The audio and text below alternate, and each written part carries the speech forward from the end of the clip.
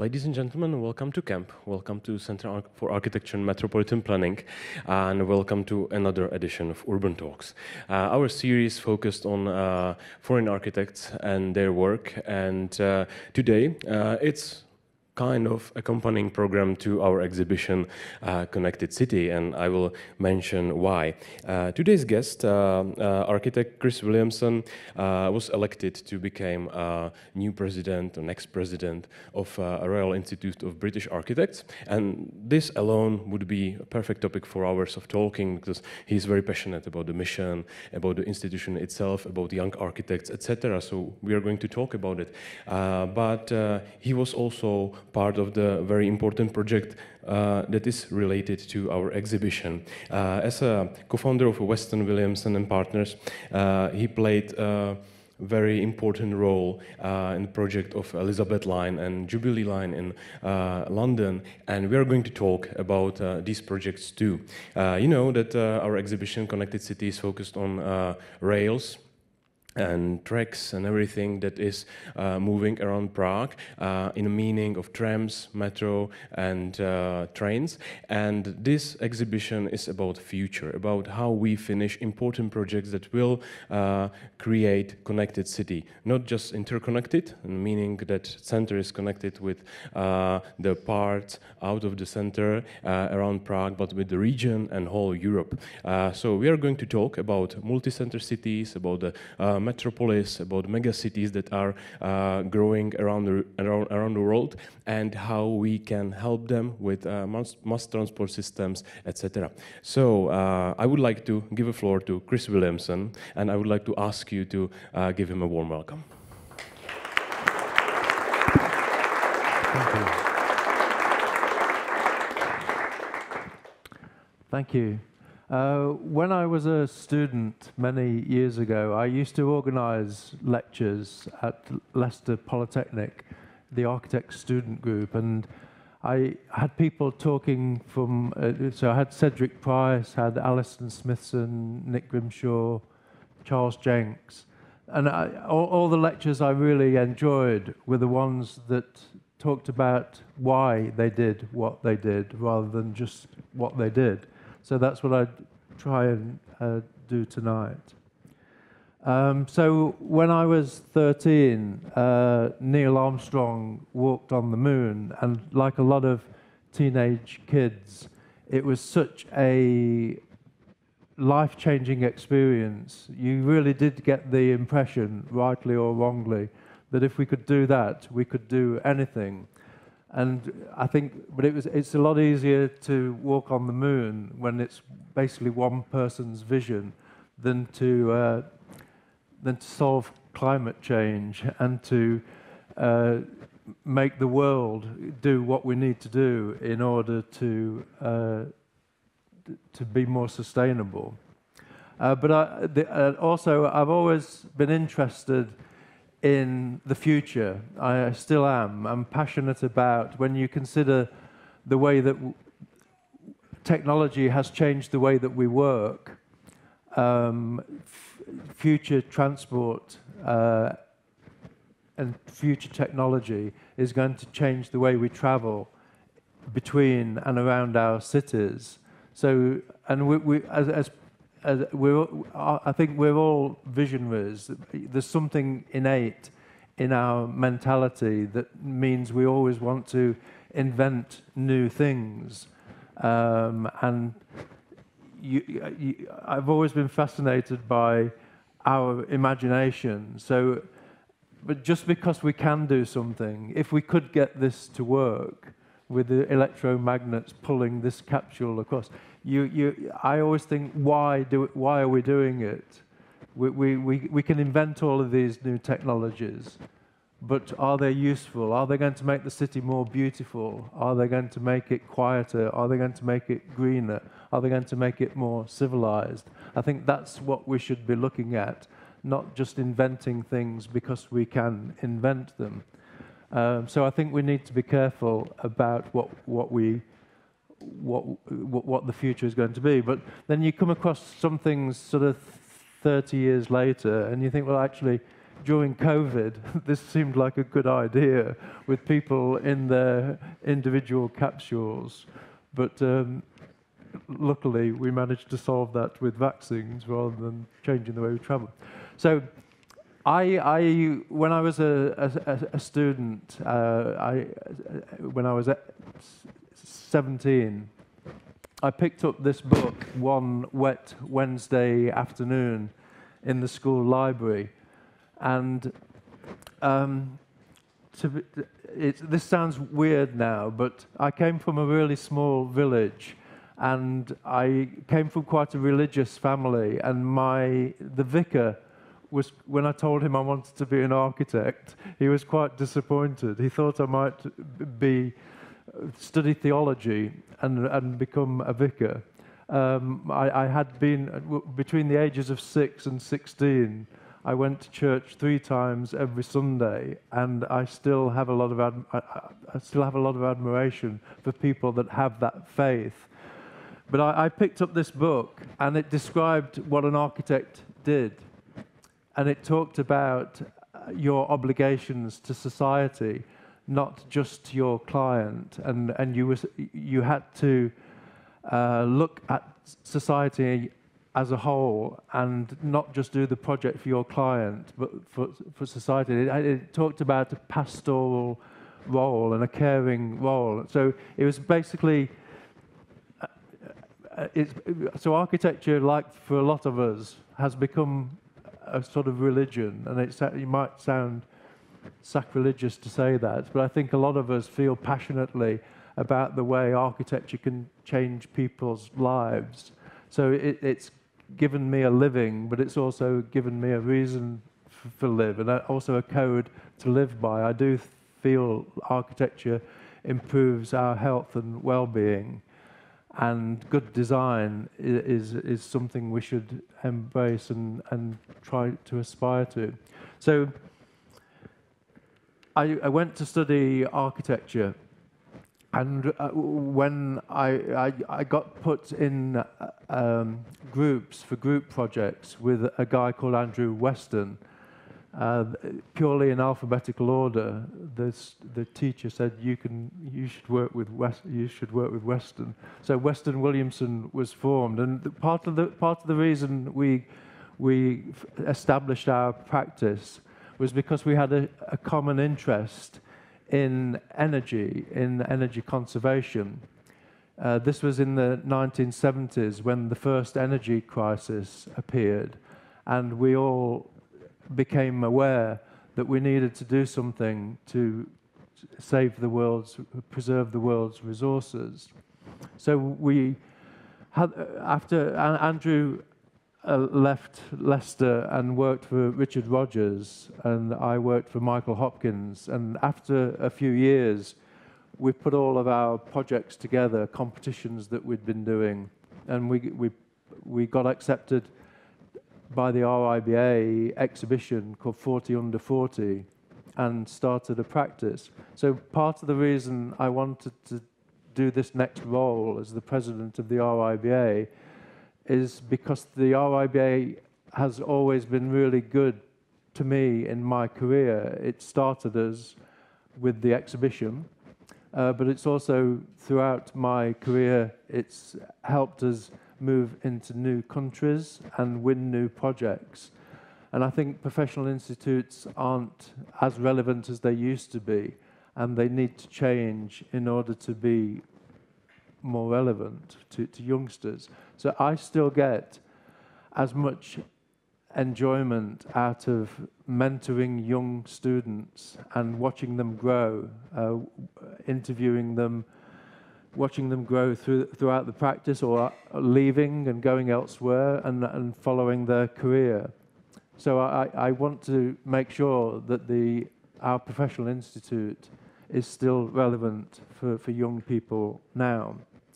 So after a few years of, so in 1990, we won a project for the Jubilee line for London Bridge Station. So the RIBA used to put young architects on shortlists for projects. And even if you didn't win them, you felt really optimistic that you were given the opportunity, and it made you want to do more. So we won a couple of projects, and then in 1990 we won the Jubilee Line project. And for us, it was a chance to get involved in lots of different aspects of the design. We designed the cast iron cladding panels that the station is made out of, which sit into the cast iron segments of the tunnels. We designed the lighting boom, and we also learnt a lot when we were younger. There was a clause in our contract that said whatever we designed for our station could be used on any of the other stations, but we didn't get paid any more. So, which is probably fair enough, because we designed it once. But the fact that they could take it and use it at other stations. So the lighting boom, the services boom, for example, got used at Westminster and Bermondsey and lots of other stations. And also the cladding system that we designed that got used on some of the other stations as well, Westminster and Waterloo in particular. But apart from, so we got the chance to design lots of different elements, and we also, for London Bridge in particular, there was lots of refurbishment work, refurbishing the existing tunnels and the fantastic brick arches, the Victorian brick arches. So we really liked the design process. But more than that, we really liked the way that it affected the city. So this is a diagram we did for Crossrail, but for the investment in the infrastructure, it actually helps shape the city, and developers come along, and the city changing. So these are city shaping projects. So the exhibition that you have here has that interactive quality, and you can see where the stations are going to be and the kind of development that's going to appear around them. And it's really interesting to be part of the sustainability story of the city, getting people out of their cars onto sustainable transport systems, but also how the city changes because of the infrastructure. So the orange sort of map shows a sort of traditional model of London's development, where at 9 o'clock everybody comes into the middle of the city and 5 o'clock goes out again. And the green map is overlaying these transport projects. So it looks at the Crossrail, or the Elizabeth line as it's now called, runs east-west, and there's a north-south version, Crossrail 2. So London is becoming again a much more polycentric city. It grew up like that, with distinct areas like Chelsea and Hackney and Fulham and Kensington, all very distinct.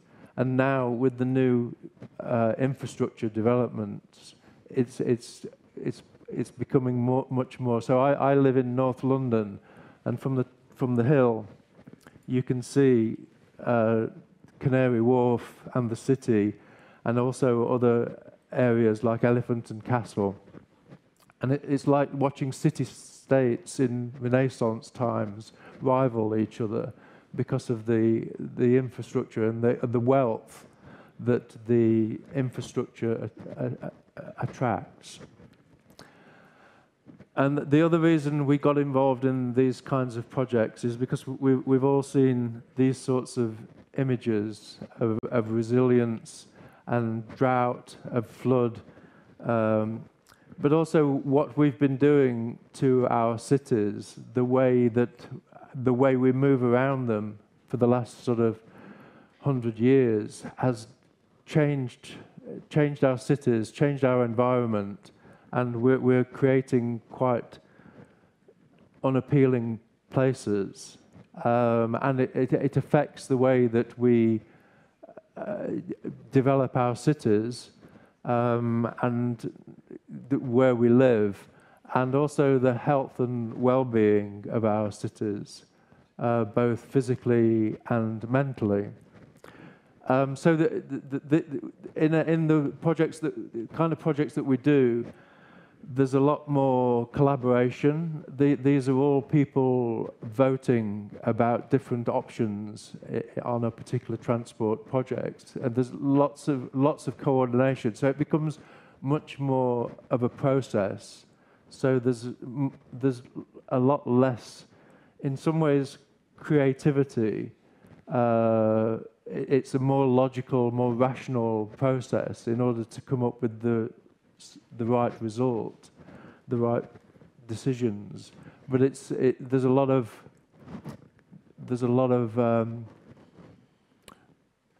scope for creativity in the designs themselves. And the other thing I'm passionate about is that it really does, I think, getting the right way of moving in and around our cities, it does develop social cohesion. I love being on the tube system alongside different races, different nationalities, different religions. Because when you're in your car, which I sometimes am, if I'm driving somewhere, in London you'll be driving past a mosque or a synagogue, and you feel detached from those communities. But when everybody's traveling in the same way, you feel part of a community, and it creates a more cohesive spirit. So these are some of the transport projects that we've done in London, and we've been lucky that London has been doing a lot of transport projects, and we've been able to use that experience to work elsewhere. So we've worked in Australia, in Canada, in Dubai, Singapore, Malaysia.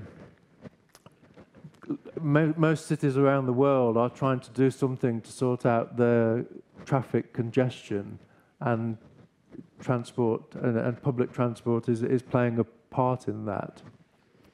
We have done lots of other kinds of projects as well. We actually, just on a very, very small scale, looking at the way that transport affects the city, we designed and built our own offices near London Bridge Station, because to avoid paying rent for the rest of our lives on an office, we thought we would buy a site, and we built a 4-story steel and glass office on the corner of Tanner Street and Tower Bridge Road. So you can see Tower Bridge in the distance from the top floor.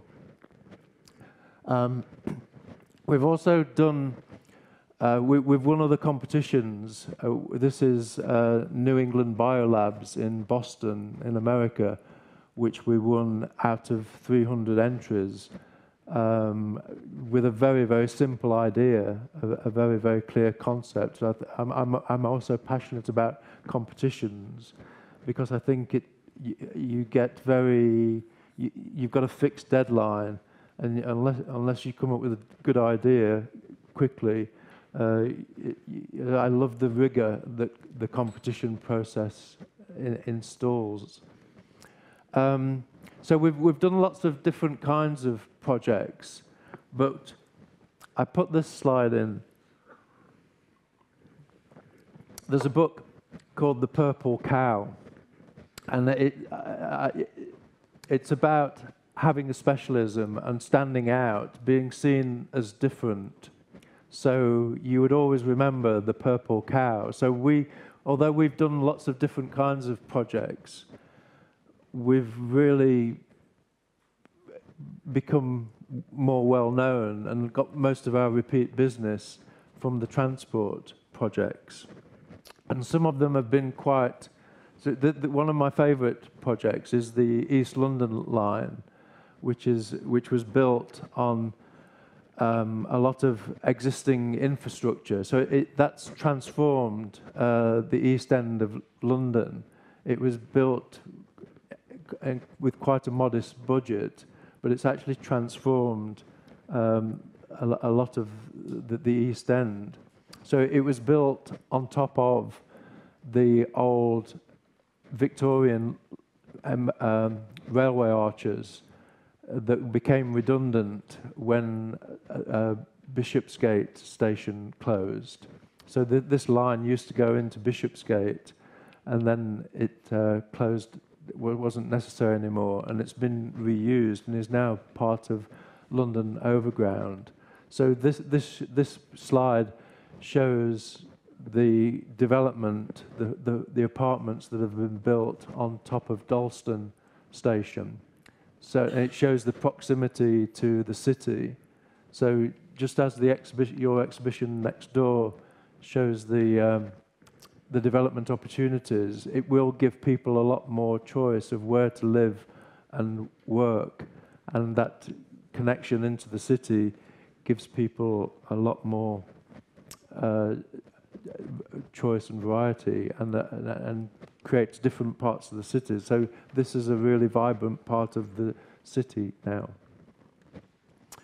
And then that led on to Crossrail. So this drawing is Whitechapel Station. So when you probably all know that in order to do these large projects, everything has to be given planning permission at the same time. There's no point in being able to build one station unless you can build them all. So every station has to be designed, and then in England it goes to Parliament for approval. So we designed Whitechapel Station, which is this, and also Farringdon Station, and then it goes to Parliament. We did all the drawings for it. It goes to Parliament for approval, and that took a year. And when it came back, everything gets retendered. So we lost Whitechapel Station, and we lost Farringdon Station, but we won Paddington Station. So we ended up doing Paddington and Woolwich stations on the Elizabeth line. So we'd inherited a design that had gone through Parliament, but we were able to change the way that it worked. So the changes we made were around here. The taxis had already moved to the north side of the site, and this is Isambard Kingdom Brunel's amazing station. And so Isambard Kingdom Brunel worked with Matthew Wyatt as an architect, and on artists, Owen Jones looking at ornament. So the engineer, the artist, and the architect all collaborated to create this wonderful station. And in the Victorian times, architects and artists used to work together with the engineers to do amazing developments. So the changes we made to the scheme was around here. The design that had got approval when it came back from Parliament was to move the entrance into here and then go into the Crossrail station here. But we decided to pedestrianise this area and put the entrance into the station, the Crossrail station, in this pedestrianised area. And that the reason for that was it was proving to be incredibly complicated and could have caused a lot of delay to get the listed building consent and the permissions from Network Rail, who owned the site. So by making some simple moves, we were able to cut some time off the programme, which saved a lot of money. So and also working alongside such a fantastic station, we were looking at how to express the structure in a way that Brunel might have done if he'd had access to the same sort of technology that we have. So this is the north side of the station, where the new canopy for the taxis fits alongside the Brunel station, and then this is the south side. So by moving the entrance, we were able to create this huge canopy, which is the length of a football pitch, and that helps give natural light down into the station. So the platforms are down here, and the natural light comes all the way down to the platforms. So these are huge spaces. The whole station is 240 meters long, but the diagram is incredibly clear. So they're very simple to use. I think when you're moving around a busy station, you want very clear wayfinding. You want very clear routes. So this has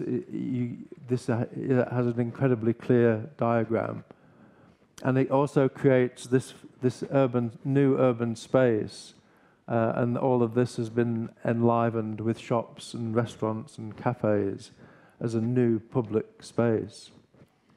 So as soon as you get off the train, you can see up through the escalators to the street, you can see that canopy above the station as soon as you get off the trains.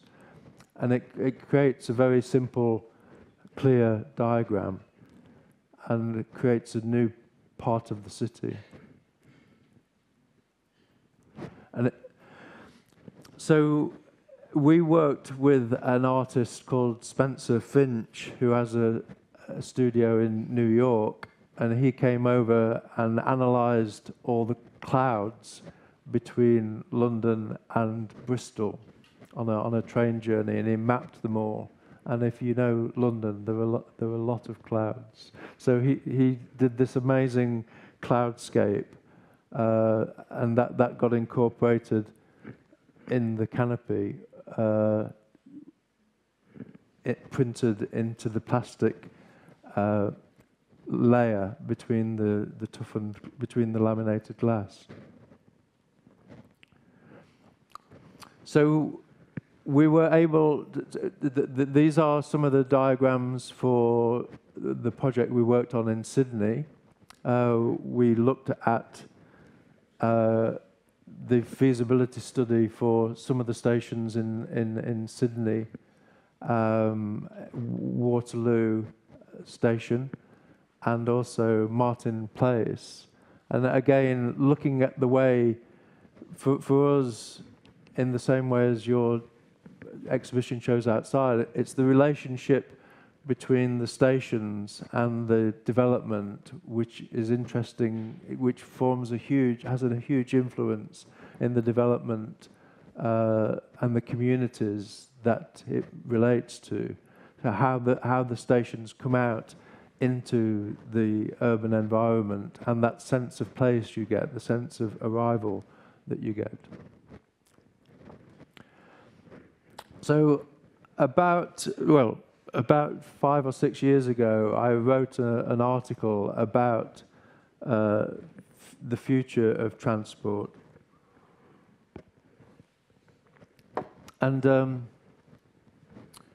in the article sort of imagined the Roman Emperor Tiberius coming back 2,000 years later. And if he came back, he would find us as human beings not having changed very much. We're a bit taller, we live a bit longer because we've got better medical care, but we still hate, we still envy, we still love, we still have exactly the same emotions, we still die of the same diseases, although we live a bit longer. But intellectually, we haven't changed much. So we still like the same sorts of spaces, I think. because our eyesight hasn't changed much, our hearing hasn't changed much, we still feel comfortable in the same sorts of spaces that we've always liked. So this is Noyli's plan of Rome. And the reason people go to Rome is because they like these spaces. They like the spaces in Prague, which is why there are so many tourists here. We like traditional streets. We like these kind of small spaces. This is Corbusier's hand. You'll probably get lynched for saying this, but I think Corbusier was a fantastic architect, but he was a terrible urban designer. We don't like these sorts of spaces. We don't feel comfortable in them. We like active street frontages, things we can walk past. It's fine. These sorts of spaces are fine if you're in a car and you're journeying through them. And architecturally, I can see why they're attractive. But walking in these sorts of spaces, there's nothing to attract the eye, nothing to keep the attention. And I think we've spending a lot of time, we've spent decades getting back to realizing the importance of traditional streets and squares. So this was the last, this is a Helmut Jacobi rendering of central Milton Keynes. And I did my urban design dissertation on Milton Keynes and studied it. People do like it, but it was all designed, again, in the 70s around the motor car. This is how we thought cities should be. And they're not actually comfortable places as a pedestrian. They're fine if you're in a car. But it was modeled on Los Angeles. And if we were planning a city today, we wouldn't plan it around the motor car. A lot of people think that, going back to these imagined futures, and a lot of people think that the future cities are going to be dystopian and not particularly nice. I actually think with the technology that we have, they can be really green and pleasant spaces. So one of the things we do in our office is we have regular Friday afternoon sessions where we set ourselves design problems. Architects have always done this. We don't just do the projects that we get given by clients. We can set our own projects and imagine the future. So this is a green city, which was one of our Friday afternoon ideas, looking at how we can create a city. So in the center of the city is a high-speed station, and there's 2.5 kilometer radius of the city, and there are no private cars in it. It's all public transport, automated vehicles going either circularly or radially. And we started to look at how the city might be zoned and how it might develop. And it could be just south of Birmingham before the high-speed train goes between Leeds and Liverpool, or it could be in Dubai. It could be, but it would. So the city was seen to be sort of universal. Would be different, obviously, wherever it was in the world. But the concept of having a high-speed station in the middle and all the public facilities that would attract, and the civic centre, and then making the city green. So we do. This is a project in Singapore, which shows how it. We have got the technology to make our cities a lot greener and a lot more interesting, and that's what I think with the new technologies that we've got, the way that the city will develop. So we were commissioned in Australia to look at Hyperloop, and Hyperloop is again one of those projects that since I was a kid, people have been talking about this system where you travel in a vacuum-sealed tube, which sounds sustainable. Sounds that you don't need much energy if you've got a vacuum tube. And the great thing about Australia is you don't, between a lot of the cities, you don't. There's not a lot of development, and you can actually. There are some advantages to having a high speed as a hyperloop rather than a high speed rail. But since COVID, and since connectivity, since our connections, Wi-Fi, everything is much more. We're much more connected, and we've got used to working remotely. It seems that I went on a visit to a prototype, so that people are now looking at airships, which are much more sustainable. So the fact that you can travel somewhere slowly and be connected and in a much more pleasant environment rather than getting there fast. If we have greater connectivity and we're able to work as we're moving, the need for speed isn't as relevant as it used to be. One of the other technologies we've been looking at is working with the German lift manufacturer ThyssenKrupp. So they've invented a lift which gets pulled by electromagnets, so the lift can move horizontally as well as vertically. So we did this project with them, which looked at you could come out of the underground, get off the platform, and get straight into a lift, and then go to any number of towers anywhere in the city. The lift would go sideways as well as vertically. So, but looking at why we're doing this is, as I said before, is important for us. So what this allows you to do is, rather than bring the building down to the ground, you can open up the space and have public space. So it's using the technology that we have or might have in the future to create better public spaces and give the ground floor open to the public, and having different kinds of activities, and having the reception areas and the lobbies for the hotel or for the offices in the air. So it's my interest in how the technology gets used rather than in the technology itself. And that as architects, I think it falls on us to try and challenge ideas. So we about 5 years ago, there were several submissions to the Davis Commission for the next how to expand London's airport capacity.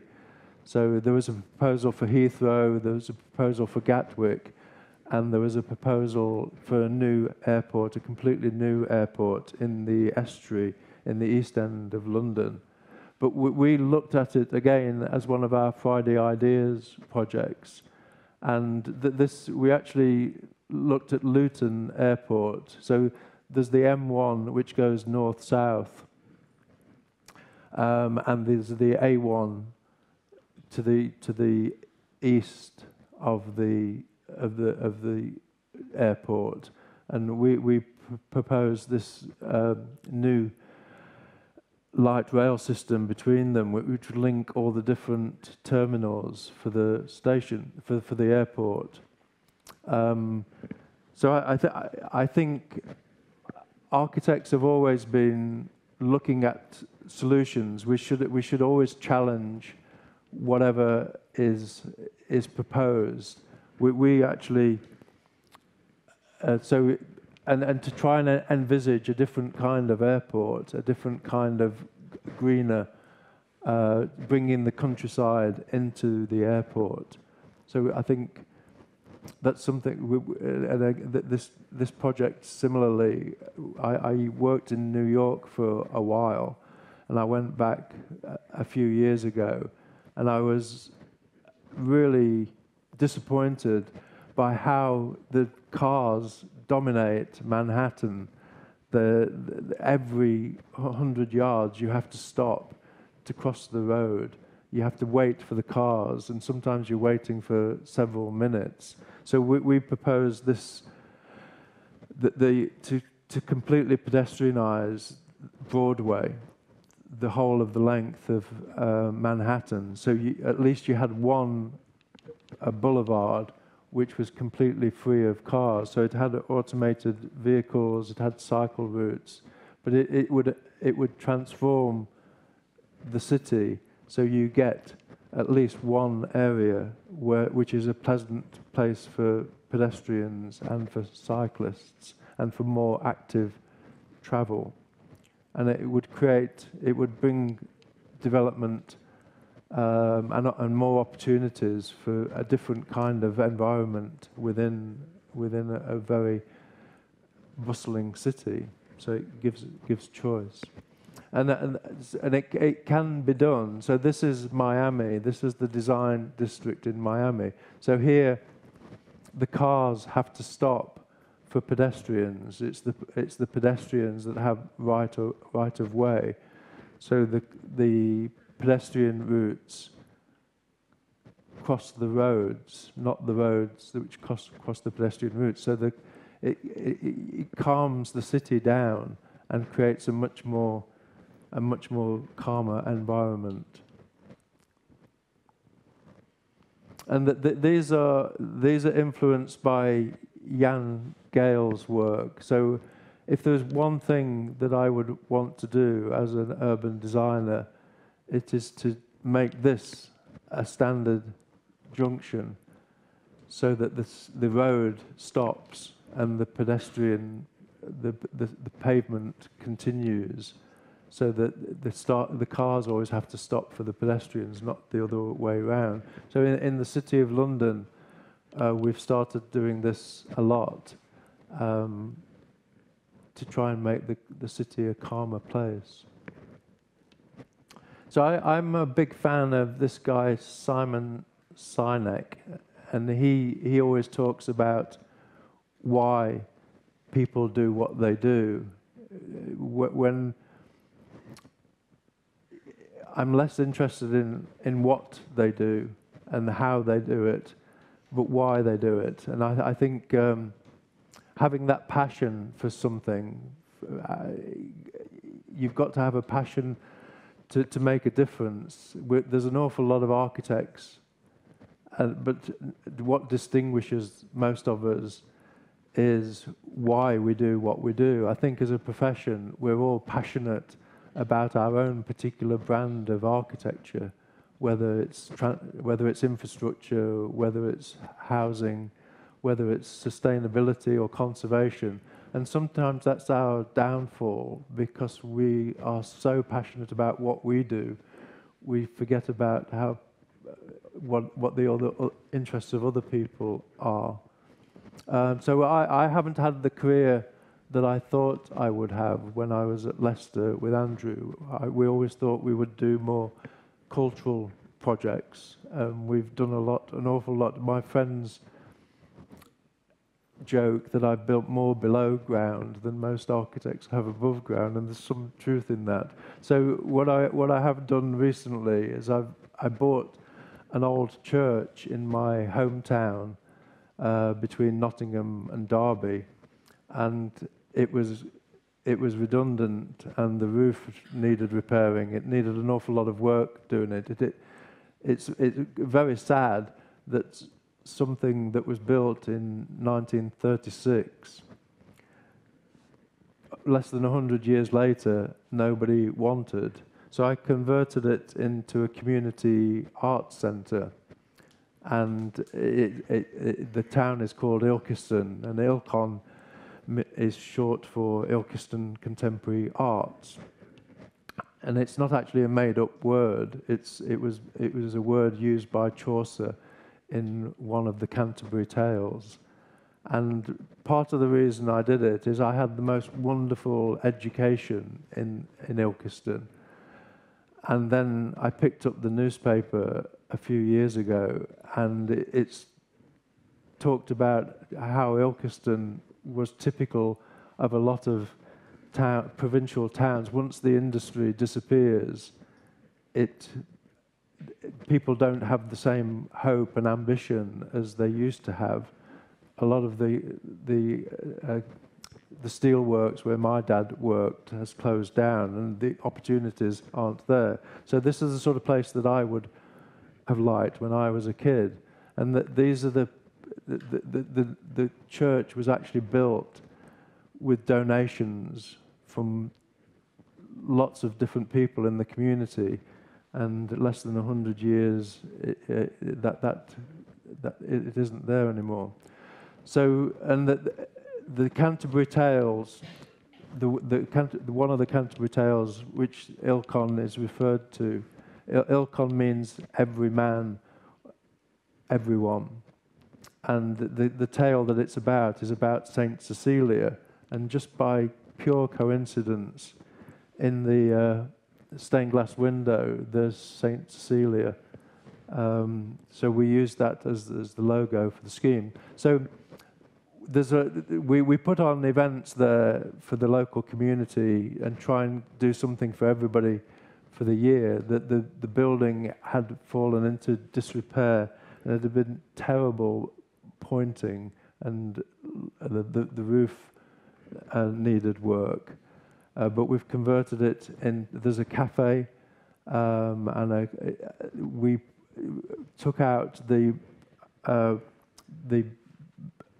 took out all the floors in the bell tower and hung this huge mirror ball, which has green lights on it because of the green light of Gatsby in The Great Gatsby. So we put on lots of different events throughout the year, and one of them recently has been to get 90 architecture students from Trent University in Nottingham, looking at ways in which you can develop a post-industrial town into a creative hub. The thing about Ilkeston is there's so much redundant industrial space, and it's on the train line between Nottingham and Leeds and Sheffield.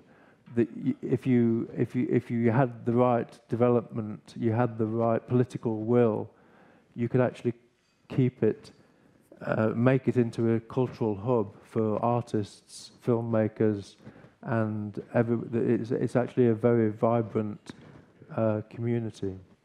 So that comes full circle, brings religion, transport, and culture together. And so that's what I've been doing for the last few years.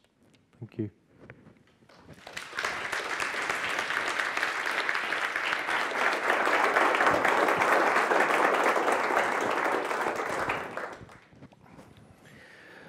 Thank you. Thank you very much for your lecture. There were a lot of ideas that you mentioned and that I wish we have more time to discuss. But I would like to ask one question. You reminded me what my son asked me. He asked me if train races, if there's races for trains, and I said there used to be, but they don't race anymore. And then he asked about planes, and I said they used to race, but not anymore. And he asked why, and we don't build planes for speed anymore. We build them as we need them. And same for trains. We know that we can make faster trains, but we need trains at actual speed that helps us to get to some city for some reasonable sources, etc., etc., and there are some safety issues, etc. So it's not like we are exploring the limits or trying to find limits, we are optimizing. Is it the same for cities and architecture, that we already know our limits, that we already know that we can build tall buildings, but we don't need them that high, so we build them smaller, etc.? Are we in the age of optimizing, and do we know how to optimize a city right now? I think as a race, I mean, we've always wanted, there's something innate in us that wants progress and wants to build bigger. And, you know, at the moment, Dubai and Saudi Arabia are trying to do bigger and bolder and more, you know. And I think it was the same in the Victorian era in England, and the same in Europe, you know, a few hundred years ago.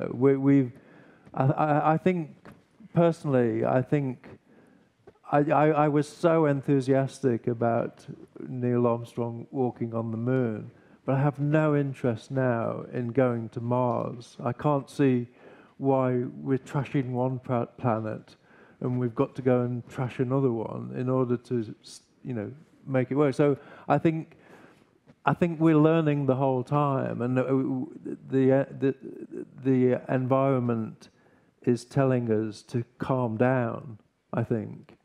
And it's telling us to be more sensible and to look at the way that we're living and to adapt the way that we're living in order that we can carry on with the lifestyle that we have. Because at the moment, you know, the planet's going to be around for millions of years. We probably won't, because we won't be able to live here. There'll be nothing for us.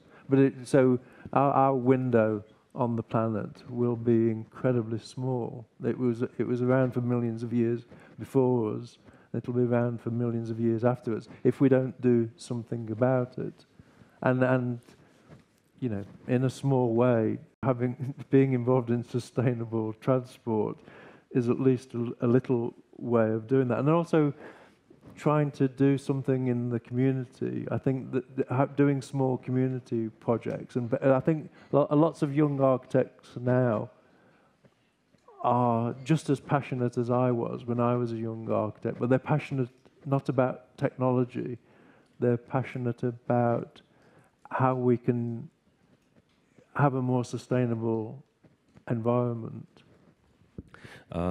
You have mentioned the model of the ideal city, or the model of the city that you can place somewhere on the high-speed rail, build the circle around it. It reminded me the line, the project of the Saudi Arabia, and there was the example of the junction from Copenhagen, the simple thing that you can change the whole functionality of the street, that people go straight and don't have to wait for cars, etc.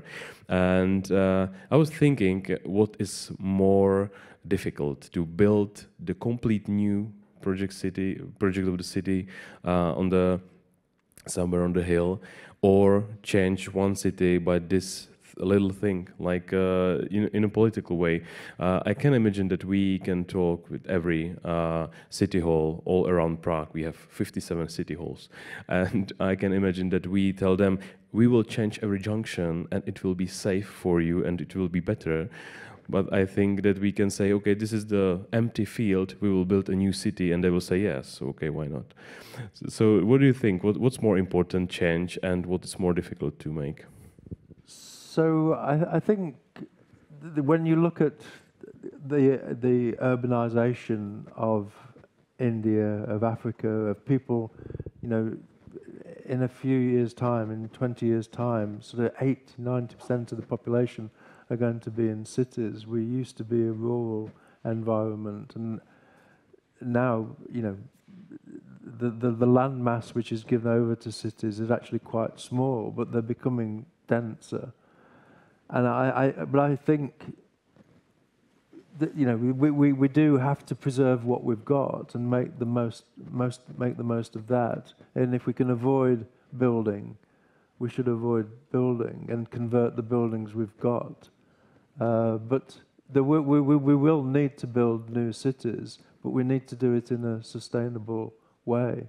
So I think we are going to need both, but we need to learn from what we've done in the past to make them sustainable. There's a question from our spectators.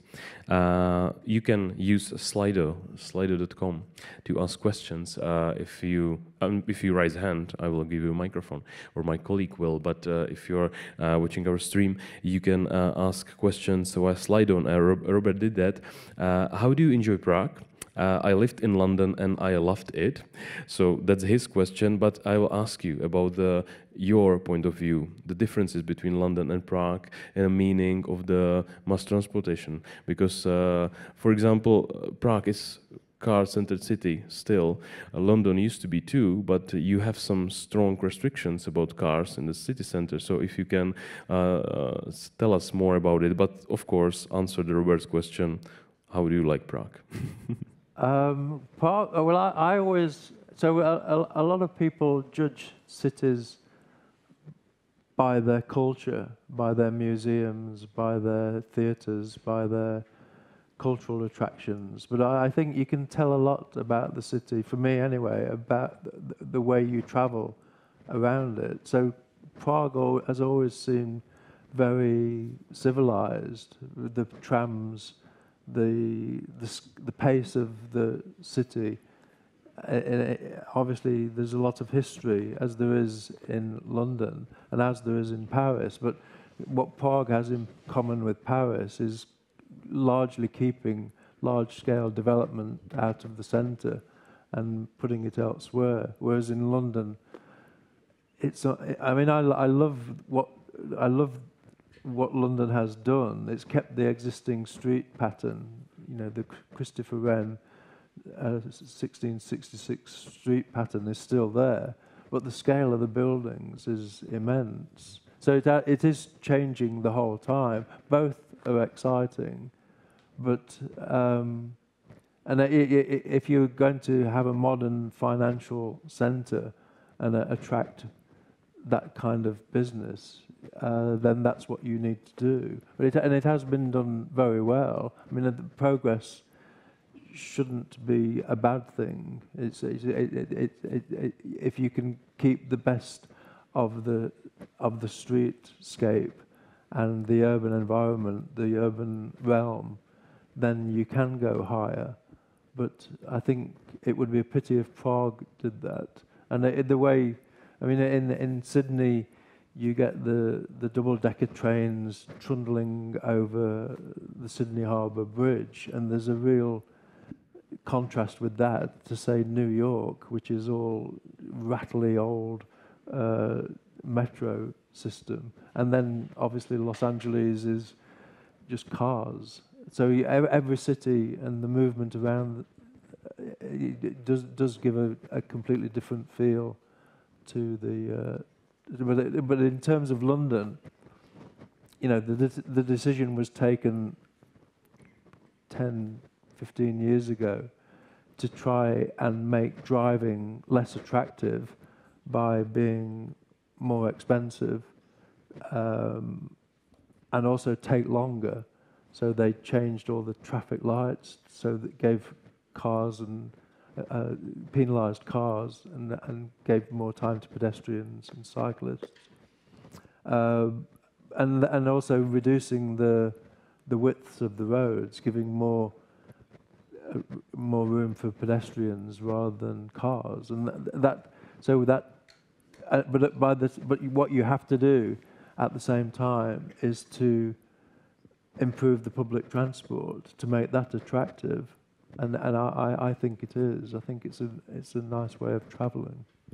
I wish to ask you one thing about the topic of cars and progress of cities, in a meaning that if we talk about metropolis, megacities, etc., for example, if we show pictures of Tokyo, everyone say, okay, there are Shinkansens and there are multi-level terminals, and that's super modern. And we don't talk about cars, we talk about these things. But in Prague, when we are on the level that we talk with the public about people-centered cities, pedestrianized streets, etc. They are talking in a way that this is not progress. This is the opposite. We are going back because this is what we don't want. We want more cars. We want to go everywhere we want. And when we open new infrastructure, for example, we started to building a metro line. For example, we have new trams. We are planning new railway system. For example, they are still not about to accept that this is the progress. This is the future. But we are in the reality of everyday talking with people on the street and here on exhibition, for example. But when you are in your position, when you see the whole thing from a different picture, you see the big picture, how you think about this, how you explain this progress for yourself, what makes you keep calm about it and don't be, you know, hysteric about their reactions, that they don't want to change something in their street, that they think that this is not the progress, they think that this is something that is against them. I would think about these problems in the big picture.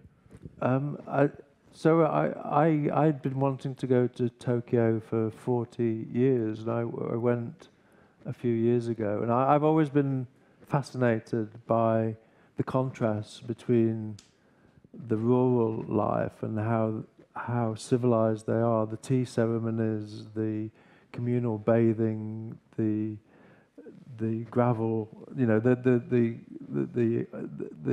quality of the architecture in the rural environment with the courtyards and the screens.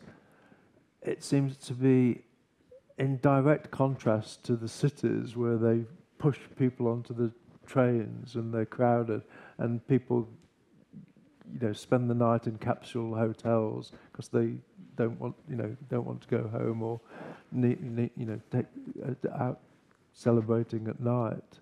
It seems to be a real contrast, but I think we need to make our cities more civilized. We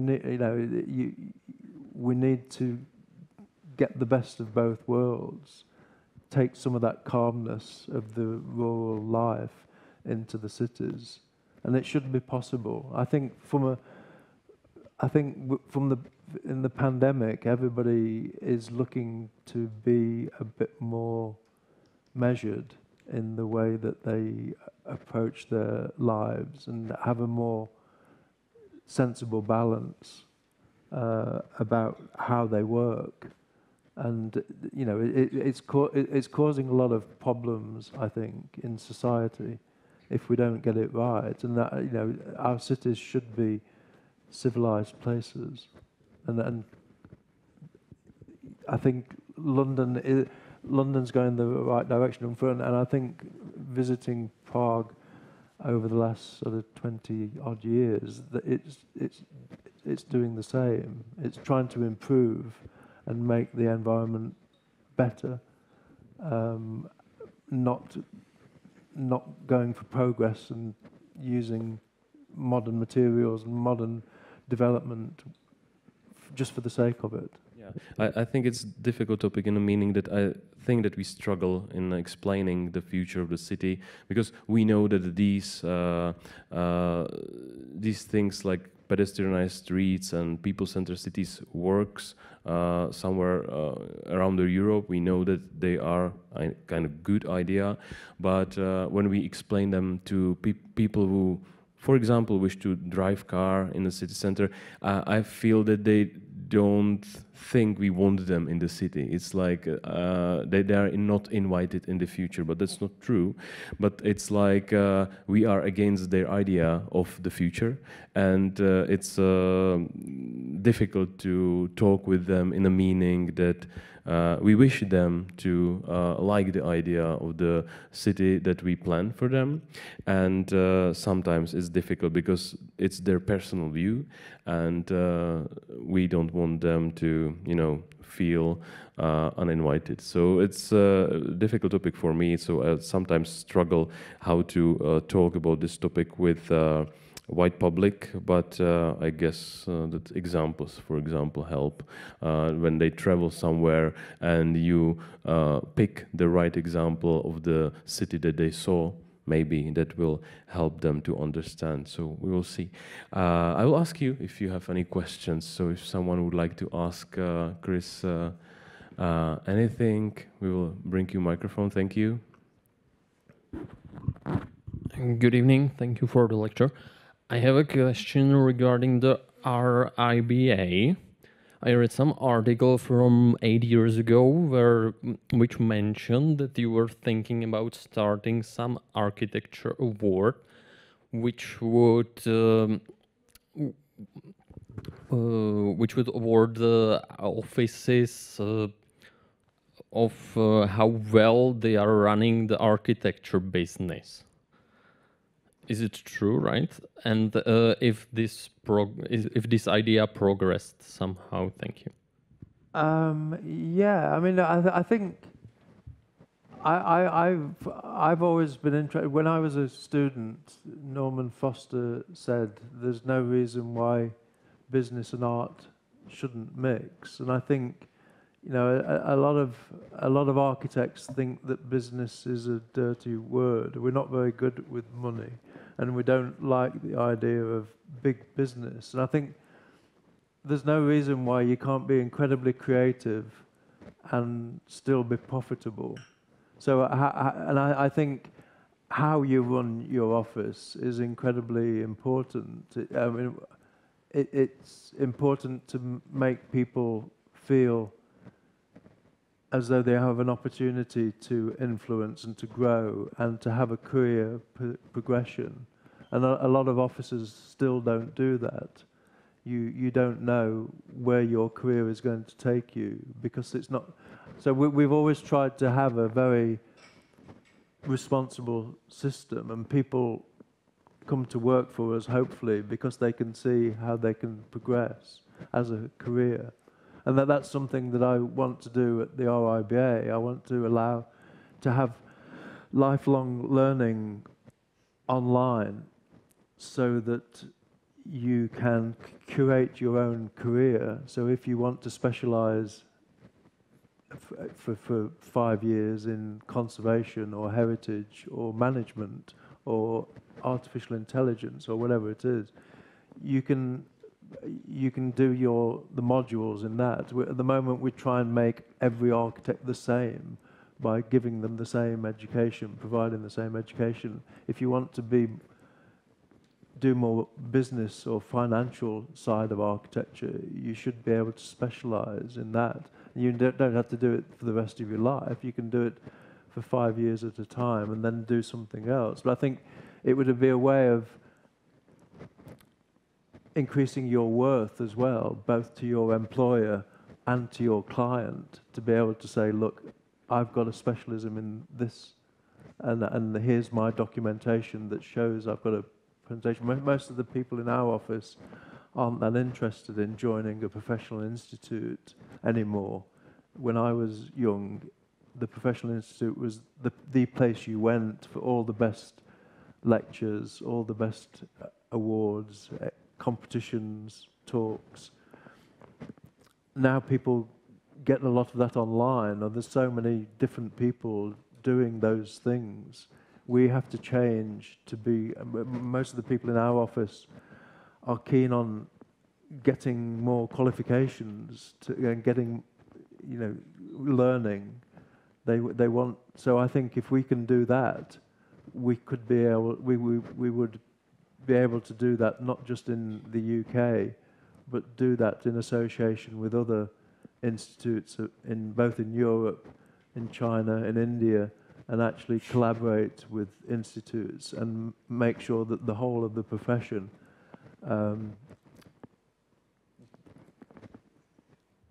looks at the global challenges that we have and sort of tackle them together and learn from each other. So that's what I would like to see. Okay, thank you. If someone would like to ask another question, feel free to raise your hand. Thank you. Welcome to camp. Thank you.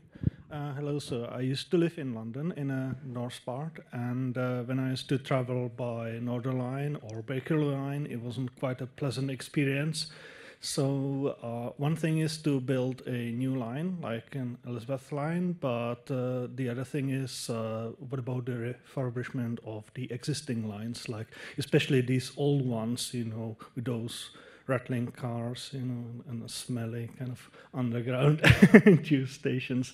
So how difficult is that, you know, how doable it is? What's actually stopping London Underground doing that? Because it's been like this for years and it doesn't look like it's gonna change. Yes, so some are more modern than others. So they do improve the rolling stock. So at the moment, one of the projects we're working on is the Bakerloo line extension, and part of that is getting new rolling stock for the Bakerloo line. So if any of you have played Monopoly, the London version of Monopoly, the Old Kent Road always used to be the cheapest place on the Monopoly board. But now, because of the Bakerloo line extension going down the Old Kent Road, it's already changing to attract new development and new employment and new housing.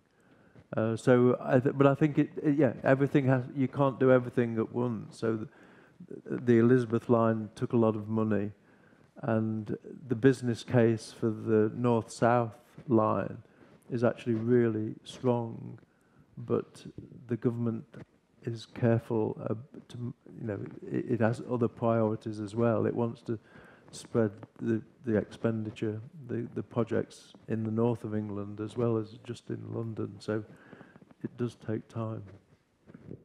That reminds me the problem of this infrastructure, because these these projects like metro lines and railway lines under Prague, etc., they are extremely expensive. And for example, Prague and Czech Republic, we won't be able to build them without European Union, for example. They are financed from 80% or something like that. And if we would like to build our cities more transit-oriented, and if some cities in Africa and Asia will be built only transit-oriented because they are exponentially growing right now in the era that we know how urban landscape should be designed and how the structure should look like. How we solve the problem that we have that expensive infrastructure, that this is the expensive infrastructure that we need. This is the critical infrastructure, but it's very expensive, and many cities are not able to build it or maintain it. We are talking about maintenance of these infrastructure. London has a huge subway system, but the maintenance is very expensive and will be more expensive as it will grow. Yeah, I mean, so the Elizabeth line, the funding came a third from the taxpayer, from central government, a third from the fares, so the projected fares for over the life of the project, but a third of it did come from private investment, either through business rates or special levy on the development, on the uplift of the site, the development. So, and that if Crossrail 2 goes ahead, they're trying to make that at least 50% funded by private development. So I think if you can, I mean, if I was a pension fund, I would put my money into infrastructure because you know that it's going to give those returns. But it unfortunately, most investors don't look that long term. They want to, they look 5 years ahead if you're lucky. So it has to be done by the government. And we're shy about investing because every government wants the economy to grow and doesn't want to put money into projects that are going to take too long to create rewards. So it is a political problem, but you get some countries like Singapore that can plan for a 20-year horizon and they know exactly how the island is going to develop and where the development is going to be, because then we can't do that because we're going to be voted out of office in 5 years' time. So a lot of the timescale for infrastructure projects is too long for our political systems. Okay. Anyone else? Anyone with a question? Yes. Thank you. Hi, Chris. One thing, I don't know whether people here know, but you know that the main building in Portland Place is changing and it's going to be refurbished and so on.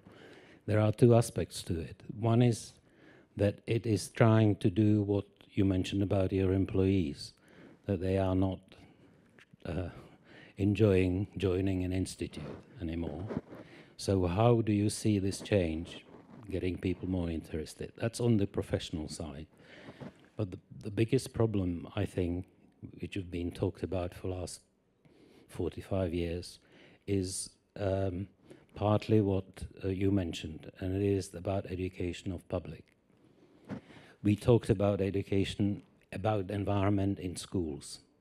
The environment generally is so complex thing, to know how to apply for building permit or what is actually the planning system, what is the strategic plan. Unless you introduce some kind of version of that to schools, people still leave education without any idea what is actually happening, what is the legislations, at least some basic knowledge. So you don't actually start on every project which is community orientated from the sort of point zero. People just complaining and actually not understanding that this is a shared thing. But from your point of view, how do you see the change of Portland Place in terms of what should it offer, to people in your office, so they would go rather than not go? So I mean, when I was 17, architecture wasn't a profession that was suggested to me, because I came from a modest background, and the professions weren't something I was encouraged to go into. I was encouraged to study art and maybe become a graphic designer, because that's not a profession. And so there's always been, that's something I'm passionate about, is getting more diversity into the profession. There's a whole bunch of kids who come into our office at school, and they love the models, they love the drawings, and their first question is, how do you do this? How do you become an architect? And you have to, I think if we can have more apprenticeships and have more diversity, have different routes into architecture, and that's where lifelong learning comes in. You should be able to have an education at a time scale that suits you, because we have people in our office that don't actually want to qualify as an architect. They have quite a nice career without finishing to qualify as an architect, and I think that's fine. I think to be able to curate your career and do the things, you don't have to be a qualified architect in order to have a good career in architecture. And I think when it comes to relating to the public, there's so many things we should be doing. Getting out to schools and telling them what being an architect is, but also influencing politicians and decision makers. I mean, this building is just a fantastic example of getting everybody together to show what design can do. I think architects don't relate to the general public very much. If they think about us at all, most politicians think we might design houses. They don't necessarily know that we have specialisms, and I think if we put more emphasis into the specialisms that we've got and then communicate that. We've got people that are passionate about education and health, or about prisons and justice and law courts, but most people don't know that we do have those specialisms. So I think, make sure that we have got the specialisms, and we can evaluate them with online modules, and then communicate that to decision makers. So I think we need to spend more time with politicians and decision makers as architects, which is why we do those. So the airport proposal, for example, not necessarily because we want an airport to be in Luton. I think it's a great idea, but it's to influence the debate and to make sure that politicians know we architects have ideas. That if there's one thing we're good at, it's solving problems and having ideas. And if we can get that message across, we'll have more influence. Because the exhibition you've got outside, the design is critical, and that's what we've got to get right. If people know we're passionate about the design, they won't just say, well, we're going to have a new town there or a new development there. We can influence what it's like, and it's a combination of jobs, housing, the right sort of industry, and making sure the community is comfortable with what's being proposed as well. I would like to ask about, because that's a topic that is very important right now in Prague, about the architecture of the Paddington Crossrail. There is some new input, new architecture, adding to the beautiful building that was there already. And there was some principles that you used when you researched the building, when you have seen the beautiful architecture of the original building of the Paddington Crossrail.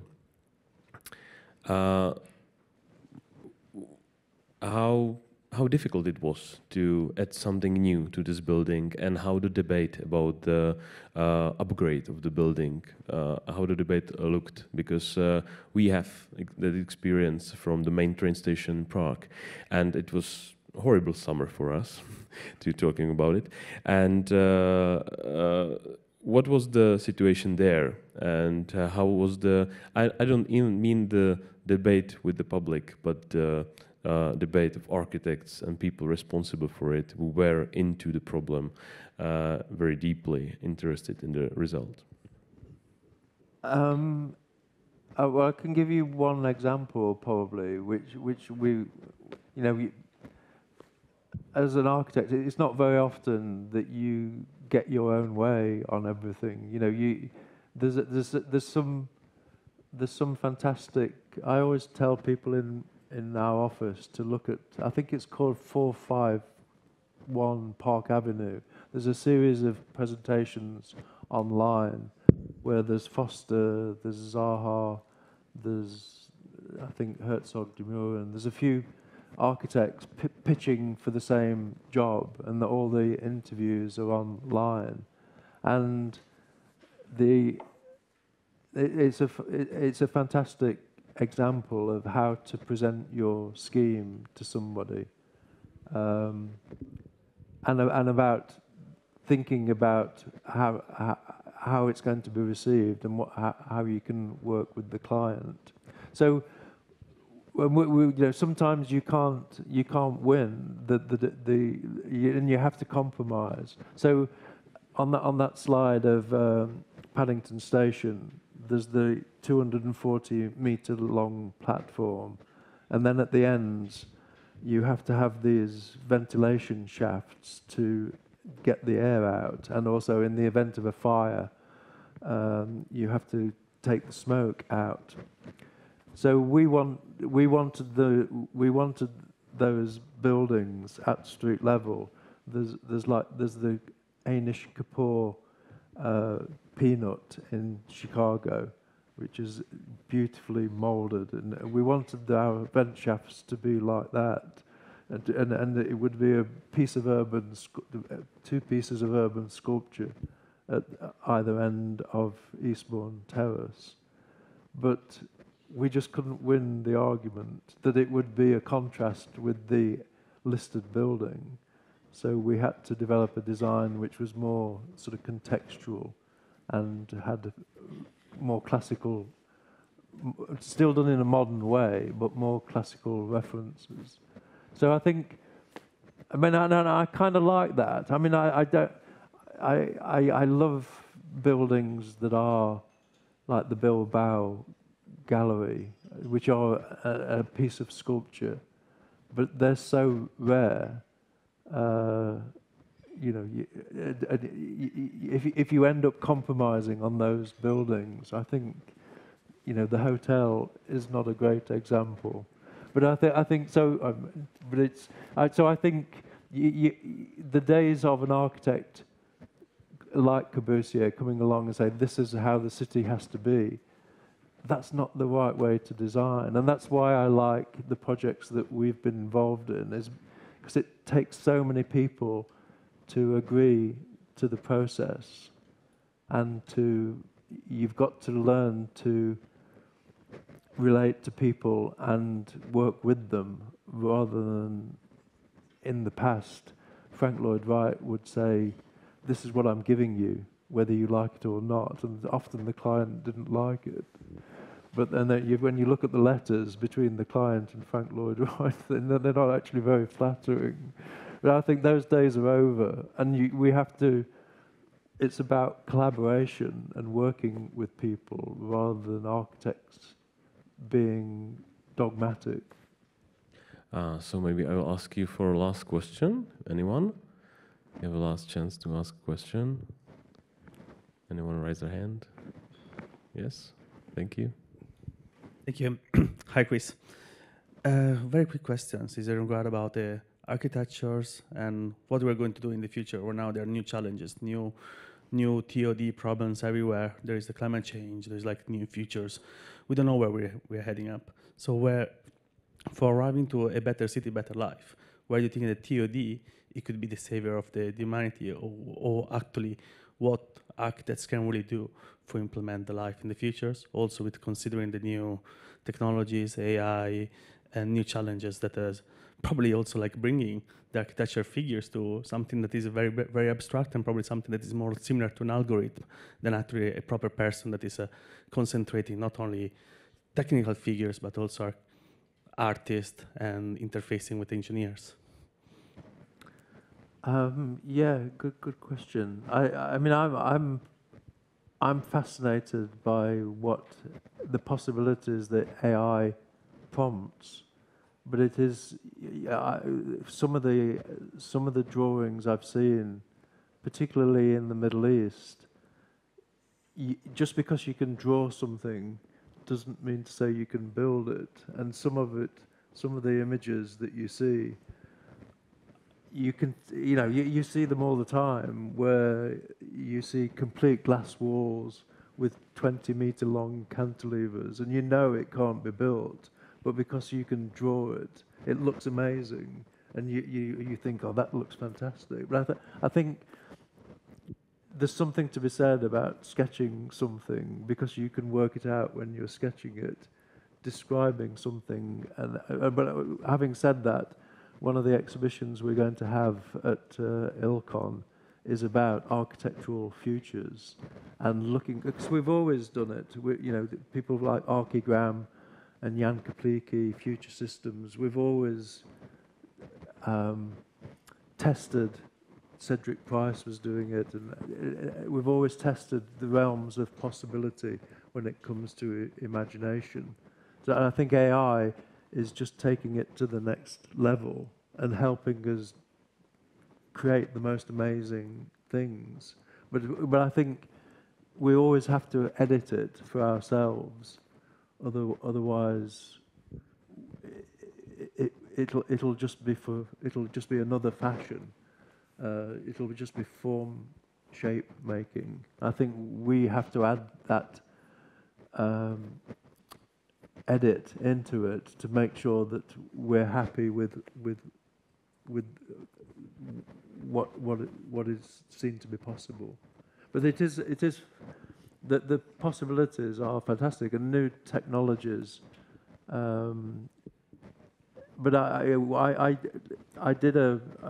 led a course at the London School of Architecture with a traditional architect called Jonathan Louth recently, and we looked at two ways of doing the same project. One, the way the construction industry is going is robotics, automation, prefabrication, materials coming from all over the world and being prefabricated and being installed. And the construction industry is geared up for that by all the insurances, the regulations, and the authority to do it. But we also looked at another way of doing it, which is traditional construction and local materials and self-build. And there's a whole element of well-being and sustainability, which we need to be careful that we can still build things. There's still such a great pleasure in actually building something rather than something else, sitting at a computer and having something else fabricate it for us. So I think we just need to be sensible, use the technology that we've got in order to create the right environment. The last thing, you have shown us the picture of the book, Your Architect. Oh yeah.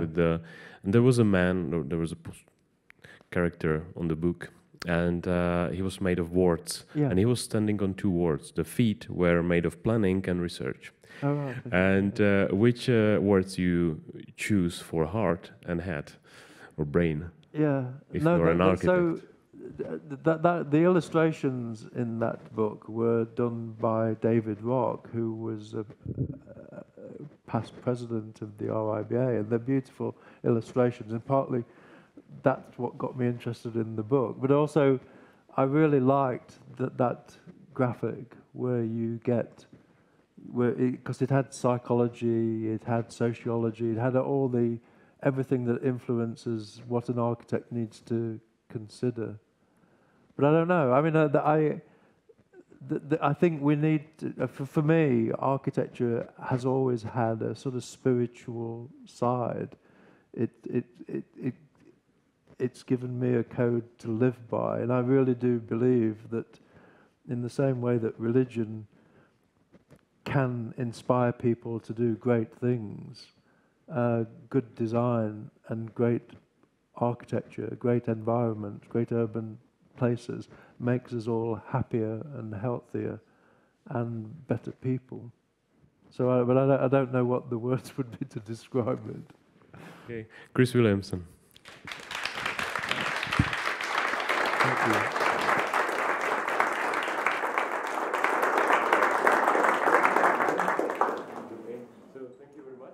And if you be interested to see that video again or share it with someone, you can find it on YouTube next week, I guess. So thank you very much.